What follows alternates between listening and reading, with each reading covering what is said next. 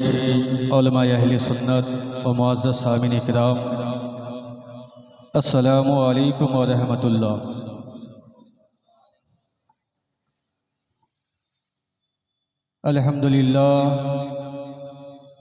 अल्हम्दुलिल्लाहि रब्बिल आलमीन वल आक़िबतु लिल मुत्तक़ीन वस्सलातु वस्सलामु अला सय्यिदिल मुरसलीन व आलिहि व अस्हाबिहि अजमाइन, अम्मा बाद, फ़अऊज़ु बिल्लाहि मिनश शैतानिर रजीम, बिस्मिल्लाहिर रहमानिर रहीम।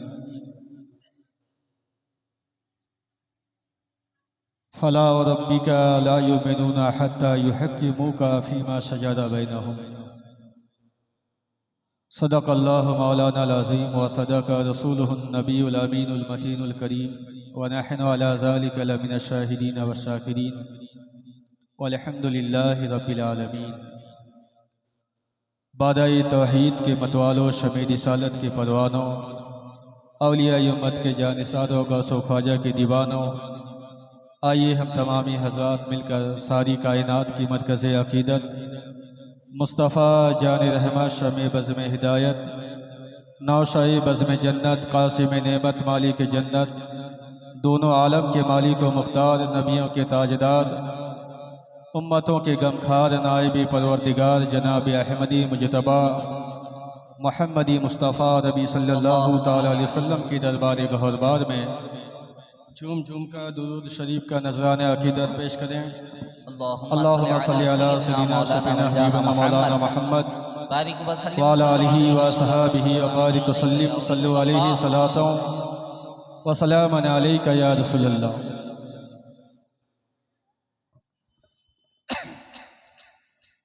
देखिए, जो हज़रात तस्वीर वगैरह खींच रहे हैं उनसे गुजारिश है कि ऐसा ना करें, और उलमाए किराम स्टेज में तशरीफ़ रखते हैं कि आप हज़रात जो भी तस्वीर खींच रहे हैं उनसे गुजारिश है कि वो तस्वीर ना खींचें।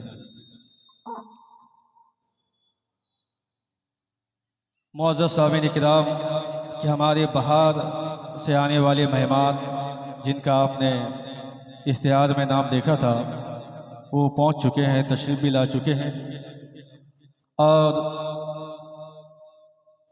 थोड़ी देर बाद उनकी नायाब खिताब आपको समाअत करनी है।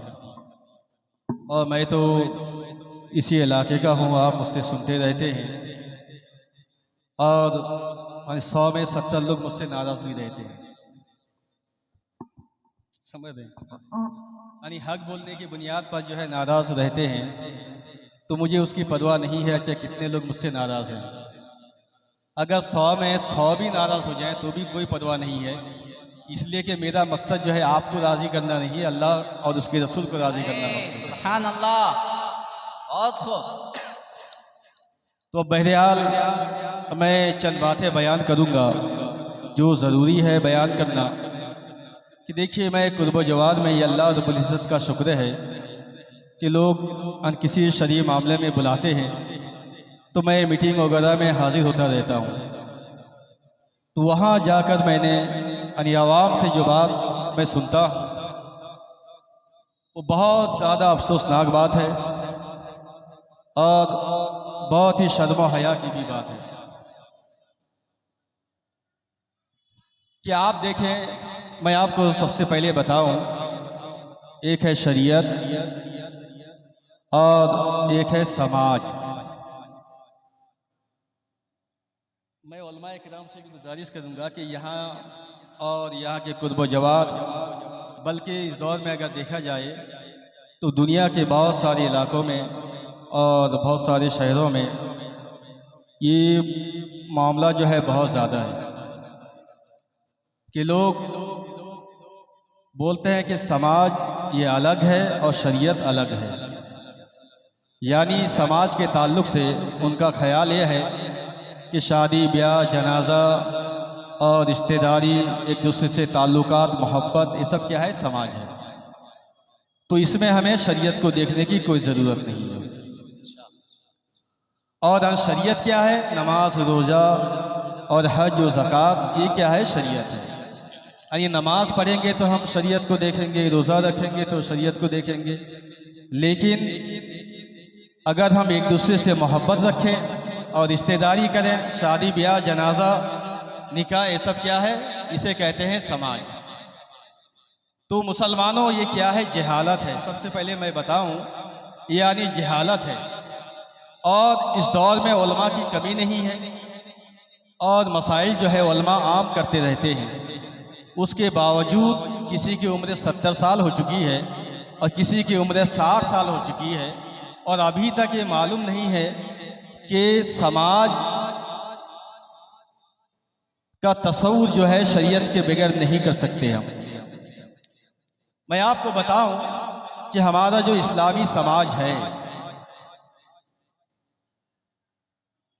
अगर वो शरीयत से बाहर है, यानी अगर वो शरीयत से अलग है, तब हिंदुस्तान में जितनी भी कौमें हैं, खाओ ईसाई हो, यहूद व नसारा, सिख और दीगर जो मज़ाहिब के लोग हिंदुस्तान में बसते हैं, रहते हैं, तो सबके साथ जो रिश्तेदारी करना जायज़ हो जाता है।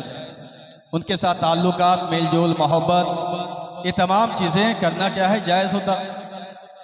अगर कोई गैर को मर जाता तो कोई मुसलमान जाता उस केस में, और कोई मुसलमान मर जाता तो हिंदू आते। लेकिन मैं मुसलमानों से पूछना चाहता हूँ कि आप बताएं सबसे पहले कि आप किसी गैर कौम के पास क्यों नहीं जाते, उनके यहाँ रिश्तेदारी क्यों नहीं करते आप? क्योंकि वो मुसलमान नहीं है। यानी इसलिए तो आप नहीं जाते हैं ना, क्योंकि वो मुसलमान नहीं है। तो इसका मतलब क्या है, शरीयत का यहाँ पे क्या है, दखल है। यहाँ पे शरीयत का दखल है। आप मुसलमान हैं और एक मुसलमान के लिए जायज़ नहीं है कि किसी गैर कौम के मैयत में जो जाए और उसके साथ जो है शमशान तक पहुँचे और उसको जलाने में शरीक हो, या फिर यहूद व नसारा की कब्रों तक जाए और जाकर उसके दफन करने में जो है शरीक हो। एक मुसलमान को इस बात की इजाज़त नहीं है। तो इससे साफ जाहिर है कि इस्लामी समाज जो है शरीयत के बगैर नहीं है। हमको देखना है कि शरीयत मुस्तफ़ा का हुक्म क्या है। अगर शरीयत इस बात की इजाज़त देती है कि फ़लाँ के साथ रिश्तेदारी जायज़ है तो हम उसके साथ रिश्तेदारी कर सकते हैं। अगर शरीयत हमें इस बात की इजाज़त दे कि हम फ़लाँ के साथ उठ बैठ सकते हैं तो हम उसके साथ उठ बैठ सकते हैं।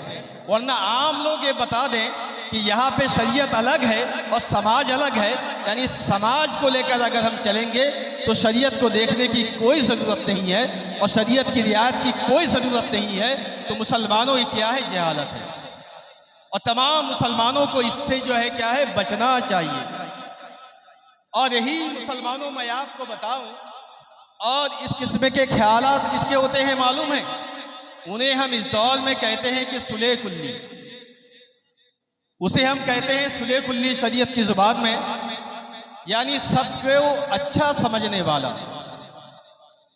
जो सुले कुल्ली होता है वो सबको अच्छा समझता है। तो शरीयत क्या इसकी इजाजत देती है कि हम सबको अच्छा समझें? मुसलमानों, शरीयत इसकी इजाजत नहीं देती है कि हम सबको अच्छा समझें। देखिए, फारूक आजम का दौर है और फारूक आजम के दौर में एक जमीन के ताल्लुक से या तलवार के ताल्लुक से एक यहूदी और एक मुसलमान, जो कि हकीकत में मुनाफिक था, आपस में झगड़ पड़ते हैं। और झगड़ने के बाद वो रसूल पाक सल्लल्लाहु ताला अलैहि वसल्लम के पास, यहूदी जो कहता है कि हम रसूल पाक के पास जाते हैं और वो जो फैसला करेंगे हम उसे मान लेंगे, और जो आपने आपको मुसलमान कहलाता था, नहीं, हम फला यहूदी के पास जाएंगे। यानी जो मुनाफिक मुसलमान था वो कहता है कि हम यहूदी के पास जाएंगे, नाम बताता है फला के पास, और यहूदी कहता है कि नहीं, हम रसूल के पास जाएंगे।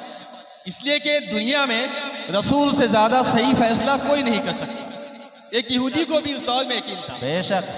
तो अब वो क्या करता है, ये दोनों मिलकर रसूल पाक की बारगाह में हाजिर होते हैं और अल्लाह तबारक व तआला के नबी सल्लल्लाहु अलैहि वसल्लम दोनों की बातें सुनते हैं, यहूदी के हक में फैसला फरमा देते हैं।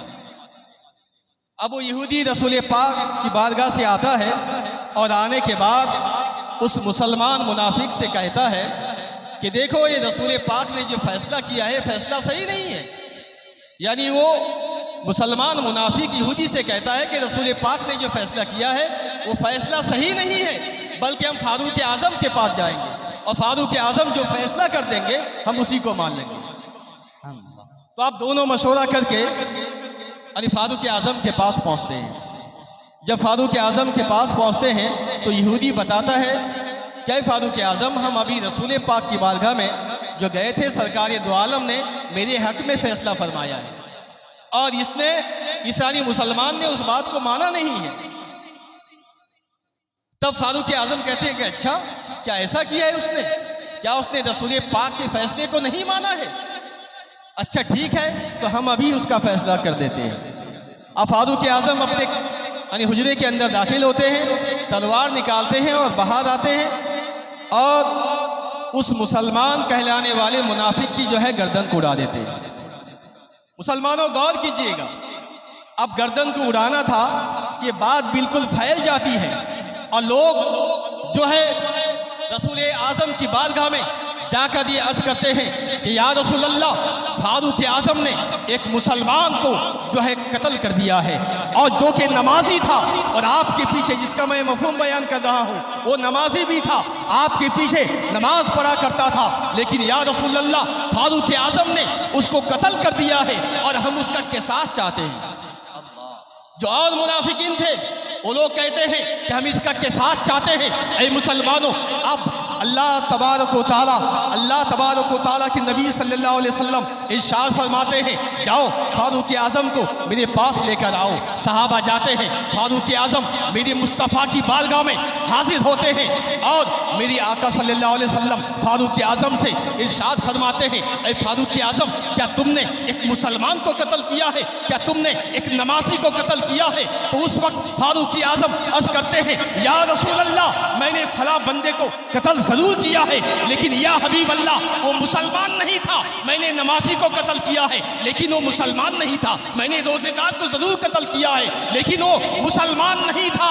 और या रसूल अल्लाह, जो आपके फैसले को ना माने, जो आपके फैसले का इनकार कर दे, मैं उसे मुसलमान नहीं समझता हूँ। सुभान अल्लाह, बहुत खूब, लाजवाब। नाराए तकबीर, नाराए रिसालत।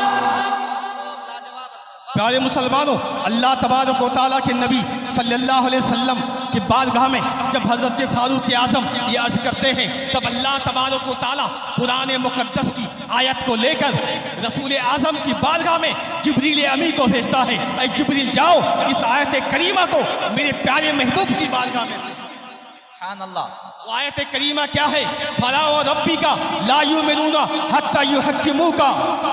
अल्लाह तबारक व तआला ये आयत करीमा लेकर भेजता है, क्या महबूब, तुम्हारे रब की कसम। मुसलमानों, अगर कोई आलिम दीन कसम खाए तो उस कसम की अहमियत है, और एक कोई आम आदमी जो झूठा है, कोई मक्कार है, वो अगर कसम खाए तो उसकी कसम और आलिम दीन की कसम में बहुत ज्यादा फर्क है। और अल्लाह तबारक व तआला खुद अगर कसम खाए तो आप अंदाजा लगा सकते हैं। अल्लाह तबारक व तआला कसम खाता है, फला व रब्बिका ला युमिनूना हत्ता युहक्किमूका फीमा शजरा बैनहुम।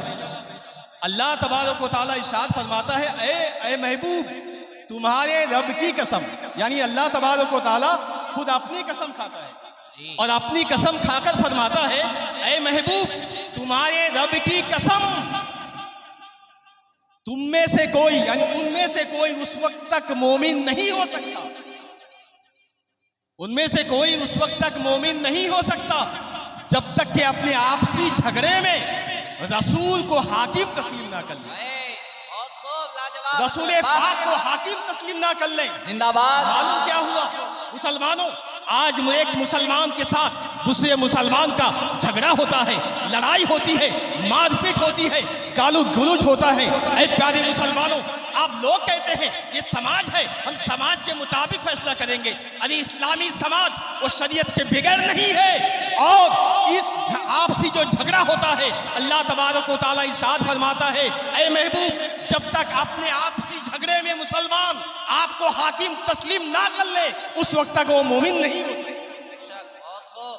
मालूम क्या हुआ कि अगर आपसी झगड़ा भी हो तो भी हमें इमामुल अंबिया को हाकिम तस्लीम करना होगा। और अल्लाह तबारक व तआला के नबी ने जो इरशाद फरमाया है उसे हमें मानना होगा। अगर कोई मुसलमान रसूल पाक के फैसले को नहीं मानेगा तो गोया कि वो हदीस पाक का मुनकिर है, और जो हदीस पाक का मुनकिर होता है वो हकीकत में कुरान मुकद्दस का मुनकिर है। ऐ मुसलमानों, और अल्लाह तबारक व तआला के नजदीक जो हदीस पाक का मुनकिर है, जो कुरान का मुनकिर है, वो मुसलमान नहीं हो सकता।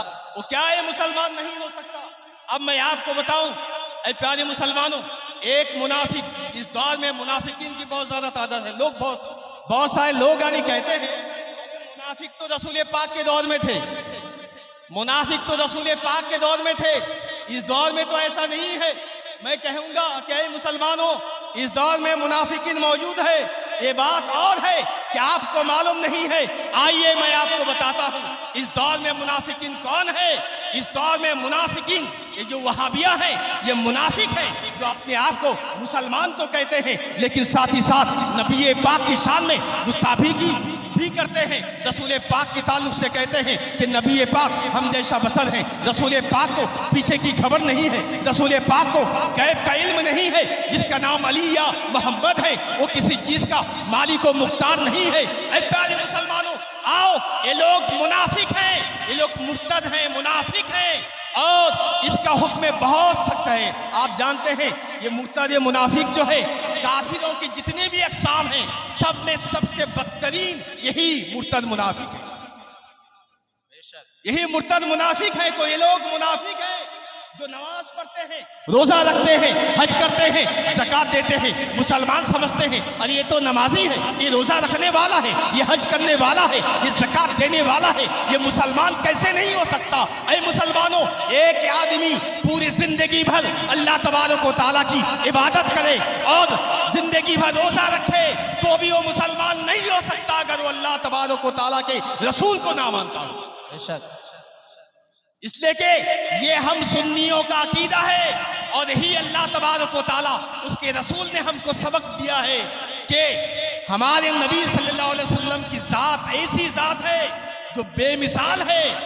इंसानों में कोई मेरे नबी की तरह नहीं है, सारी कायनात में कोई मेरी मुस्तफ़ा की तरह नहीं है। मेरी मुस्तफ़ा चूंकि इंसान भी है यानी बशर है आप, लेकिन वो हम जैसा बशर नहीं है। रसूल पाक बशर है लेकिन हम जैसा बशर नहीं है। तो आज जो लोग रसूल पाक को अपने जैसा बशर कहते हैं, याद रखें वो मुसलमान नहीं है। मैं आपको बताऊं कि एक मुनाफिक का रसूल आज़म सल्लल्लाहु ताला अलैहि वसल्लम के दौर में इंतकाल हो जाता है। एक मुनाफिक क्या है, मर जाता है, जो अपने आप को मुसलमान कहता था, जो अपने आप को मुसलमान कहलाता था, लेकिन वो हकीकत में क्या था, यहूदी था, वो मुसलमान नहीं था। अब मरने के बाद उसके घर वाले रसूल आज़म की बारगाह में आते हैं। आज कहते हैं ना, ये जो आज कोई सुले कुल्ली मर जाता है तो कोई जो है जनाजा, बहुत सारे सुन्नी यानी उलमा हैं जनाजा पढ़ना नहीं चाहते, बाहर से कहीं से बुला लेता है, या वो आलिम जो हकीकत में सुले कुल्ली है उसे बुला लिया जाता है। उसे बुलाने के बाद उसकी जनाजा की नमाज पढ़ा ली जाती है। मुसलमानों, मैं कहूंगा आज लोग कहते हैं कि देखो ये आलिम लोग फितना लगा रहे हैं, अरे वो बंदा मर गया है, क्या हम उसकी नमाज जनाजा ना पढ़े? क्या हम उसकी नमाज जनाजा ना पढ़े? क्या नमाज जनाजा के ताल्लुक से अल्लाह तबारक व तआला ने मना किया है? क्या कुरान मुकद्दस की आयत है? तो आइए मैं आपको बताता हूँ, यही मामला रसूल आज़म के दौर में हुआ। एक मुनाफिक जब मर गया तो सहाबा उसके घर वाले आए, रसूल आज़म की बारगाह में आते हैं और आकर अर्ज करते हैं, या रसूल अल्लाह फला बंदा मर चुका है, या हबीब अल्लाह आप नमाज जनाजा पढ़ दीजिए, आप नमाज जनाजा पढ़ा दीजिए।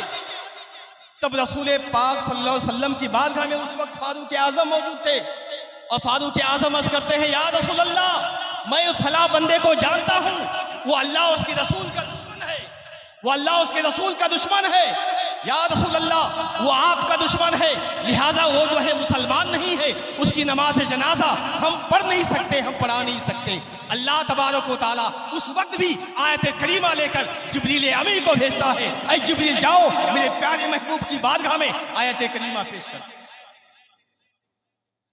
यानी हजरत जिब्रील आते हैं कुरान मुकद्दस की आयत लेकर, वला तुसल्ली वला तुसल्ली अला अहदिम मिनहुम, कि ऐ महबूब, ये आयत करीमा लेकर आते हैं, वला तुसल्ली अला अहदिम मिनहुम, कि उनमें से किसी एक की नमाज जनाजा मत पढ़िए, माता अबदन, जो उसी हालत में जो है मर चुका है, यानी मुनाफिकत की हालत में वो बंदा मर चुका है, उनमें से किसी एक की नमाज जनाजा मत पढ़िए, वला तकुम अला कब्रिही, और ना ही उसकी कब्र में खड़े हुए। अल्लाह तबारक व तआला इरशाद फरमाता है, जो मुनाफिक है, सुले कुल्ली है, जो अपने आप को मुसलमान कहता है, लेकिन साथ ही साथ वो बंदा किसी नबी का गुस्ताख है, अल्लाह के वली का गुस्ताख है, परवरदिगार आलम की शान में बेअदबियां करता है, गुस्ताखियां करता है, अल्लाह तबारक व तआला की शान में गुस्ताखी का मुर्तकीब है, कुरान को नहीं मानता है, हदीस पाक को नहीं मानता है, उसके ताल्लुक से अल्लाह तबारक व तआला क्या इरशाद फरमाता है, ऐ लोगों, उनमें से किसी एक की नमाज जनाजा मत पढ़ो जो उस हालत में मर जाए, और ना ही उसकी कब्र के पास खड़े हो। लोग जो कब्र के पास खड़े होकर दुआ वगैरह करते हैं, कब्र के पास खड़े होने से भी अल्लाह तबारक व तआला ने कुरान मुकद्दस में मना फरमा दिया, और उसकी नमाज जनाजा पढ़ने से भी मना कर दिया। अब बताइए मुसलमानों कि हम कुरान की माने, अल्लाह तबारक व तआला की माने, या इस दौर के जाहिलों की बात माने? यकीनन हमें अल्लाह तबारक व तआला का जो फरमान है हमें उसे मानना होगा, रसूल का जो फरमान है हमें उसे मानना होगा, वरना बंदा मुसलमान कैसे हो सकता है जो रसूल पाक के फरमान का मुनकिर हो, जो अल्लाह तबारक व तआला के फरमान का मुनकिर हो। देखिए, सजदे नमाजें काम नहीं आने वाली अगर आपके सीने में इश्क़ रसूल नहीं है, अगर आपके सीने में सरकार दो आलम की मोहब्बत नहीं है तो ये नमाज काम नहीं आने वाली है, रोजे काम नहीं आने वाले हैं। आप जानते हैं कि इब्लीस ने लाखों बरस तक अल्लाह तबारक व तआला की इबादत की, उसने अल्लाह तबारक व तआला की इतनी इबादत की, अगर इब्लीस के सजदों को जमीन पे बिछा दिए जाएं तो एक कील बराबर भी जगह सजदे से खाली नहीं रहेगी, एक तीन जगह भी सजदे से खाली नहीं रहेगी। इब्लीस ने अल्लाह तबारक व तआला की बारगाह में इतने सजदे किए थे, लेकिन उसने एक नबी को हकीर समझा, अल्लाह तबारक व तआला के फरमान का इनकार कर दिया, तो अल्लाह तबारक व तआला ने इरशाद फरमाया कि अब तू काफिर हो गया। अल्लाह तबारक व तआला ने इरशाद फरमाया कि तू काफिर हो गया। आप जानते हैं कि उसने लाखों बरस तक इबादत की, 70,000 फरिश्तों का उस्ताद था, किसी आसमान में उसका नाम आबिद लिखा हुआ था, किसी आसमान में उसका नाम जो है आरिफ लिखा हुआ था, किसी आसमान में उसका नाम जाहिद लिखा हुआ था, सातवीं आसमान में उसका नाम अज़ाज़िल लिखा हुआ था, और लौहे महफूज में उसका नाम क्या है, इब्लीस था। लौहे महफूज में उसका नाम इब्लीस था। जब लाखों बरस की इबादत काम नहीं आई, एक नबी की गुस्ताखी की वजह से, अल्लाह तबारक व तआला के एक फरमान का इनकार करने की वजह से, जब लाखों बरस की इबादत काम नहीं आई मुसलमानों, तो आप समझते हैं कि आप 5 वक्त की नमाज अगर 40 दिन में एक दिन जाकर आप मस्जिद में नमाज पढ़ लें, या साल में एक मरतबा ईद और बकरीद की नमाज आप अदा कर लें, उसके बाद फिर नबी की शान में आप गुस्ताखी करते रहे या गुस्ताखों से और ताल्लुक रखें, फिर आप चाहते हैं कि आप बख्श दिए जाएंगे? ऐसा नहीं है। ऐ मुसलमानों, अल्लाह तबारक व तआला के फरमान के मुताबिक जिंदगी गुजारो, रसूल आजम के फरमान के मुताबिक जिंदगी गुजारो, इसी में दुनिया और आखिरत की भलाई। एक हदीस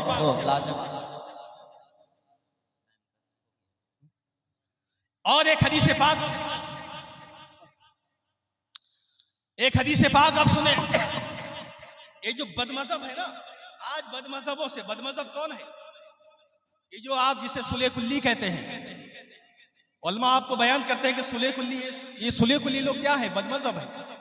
और वो बदमज़हब जिसकी बदमज़हबियत हद्दे कुफ्र तक नहीं पहुंची है, यानी वो अभी काफिर नहीं हुआ है लेकिन बदमज़हब है, फासिद ख्यालात रखता है, जो ज़रूरियात अहले सुन्नत है उसका मुनकिर है। तो ऐसों के ताल्लुक से प्यारी आका सल्लल्लाहु अलैहि वसल्लम क्या इरशाद फरमाते हैं, वो सुने। अल्लाह तबारक, आज लोग कहते हैं ना, हम अपने भाई को कैसे छोड़ दें, हम माँ को कैसे छोड़ दें, वो मेरी बहन है, हम कैसे छोड़ दें? अरे मेरे भाई ने फला जगह रिश्तेदारी किया है, हम उसको कैसे छोड़ दें?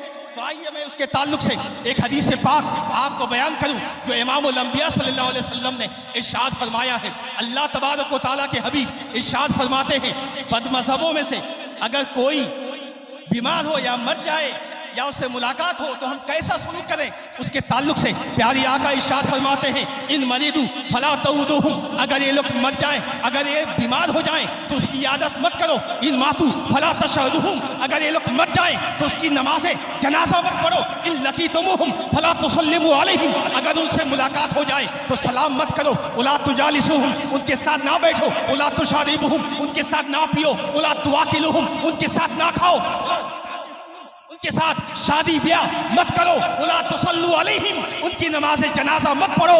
उला तुसल्लु माहुम, उनके साथ नमाज ना पढ़ो। तो अल्लाह तबारक व तआला के हबीब ने क्या इरशाद फरमाया, अगर वो बीमार हो जाए तो देखने जाने की भी इजाजत नहीं है, मर जाए तो नमाज जनाजा पढ़ने की इजाजत नहीं है, मुलाकात हो जाए तो सलाम की इजाजत नहीं है, उसके साथ बैठने की इजाजत नहीं है, उसके साथ पीने की भी इजाजत नहीं है, उसके साथ खाने की भी इजाजत नहीं है। अरे मुसलमानों, ये मेरी बात नहीं है बल्कि इमामुल अंबिया की बात है। और एक हदीस में अल्लाह तबारक व तआला के हबीब इरशाद फरमाते हैं, इज़ा रायतुम साहिबा बिदअतिन फक़ईदू फी वजही फ़इन्नल्लाह यबग़ुदु कुल्ला मुब्तदीन। आज बहुत सारे लोग बतकीदों से मोहब्बत करते हैं, बदमज़हबों से मोहब्बत करते हैं। आओ मैं उसके ताल्लुक से बताऊं, प्यारी आका ने इरशाद फरमाया, इज़ा रायतुम साहिबा बिदअतिन, जब तुम किसी साहिबे बिदअत को देखो, अगर तुम किसी बिदअती को देखो तो अपने चेहरे को फेर लो या उसके साथ तर्शदवी से पेश आओ, क्योंकि हर बदमज़हब से अल्लाह तबारक व तआला दुश्मनी रखता है। और अल्लाह तबारक व तआला जिससे दुश्मनी रखता है मुसलमानों, हम उससे दोस्ती कैसे कर सकते हैं? अल्लाह जिसे दुश्मन रखे हम उससे दोस्ती कैसे कर सकते हैं? आज मुसलमानों, अगर कोई शरीयत की सही बात आपको बताता है तो आप पर लाजिम है कि आप उसे माने, आप उसे माने। लेकिन हकीकत तो यह है कि आज अगर कोई शरीयत की हक बात पहुंचाना चाहता है तो उसकी पीछे से टांग पकड़कर खींची जाती है ताकि वो हक ना बोले, और जैसे चल रहा था मिली जुली सरकार तो वैसे ही चलती रहे सरकार। अरे मुसलमानों, सुले कुल्ली मत बनो, क्योंकि हुजूर ताजुल शरिया फरमाते हैं, सुले कुल्ली नबी का नहीं सुन्नी हो, सुन्नी मुस्लिम है सच्चा नबी के लिए। आप अकीदा बन जाओ, रसूल आजम की मोहब्बत सीने में बसाओ। अगर आप दुनिया और आखिरत में कामयाबी चाहते हैं तो सही मानों में मुसलमान बन जाओ, दोगले मुसलमान मत बनो, सुले कुल्ली मत बनो। अगर सुले कुल्ली बनोगे तो जहन्नम ठिकाना होगा, अगर सुन्नी सऊल अकीदा बनोगे तो रसूल आजम के सदके में जन्नत जो है नसीब होगा। अल्लाह तबारक व तआला तमाम मुसलमानों को सिराते मुस्तकीम पे चलने की तौफीक अता फरमाए। आमीन। वमा अलैना इल्लल बलागुल मुबीन।